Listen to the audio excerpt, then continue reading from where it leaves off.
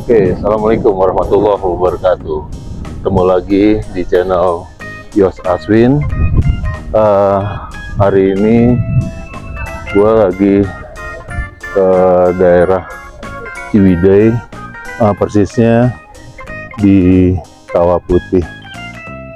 Jadi tadi perjalanan dari Jakarta lebih kurang 4 jam.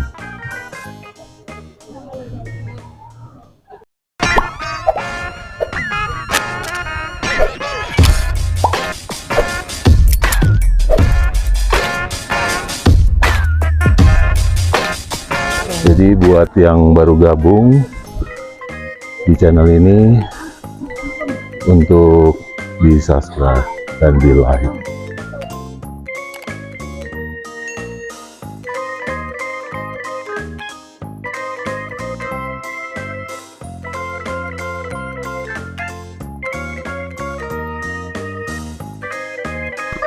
Jadi untuk menuju ke Kawah Putih, kita menuruni beberapa anak tangga.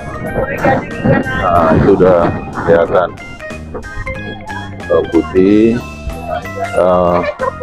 Udaranya cukup sejuk. Di sini bisa 17 derajat ya guys ya.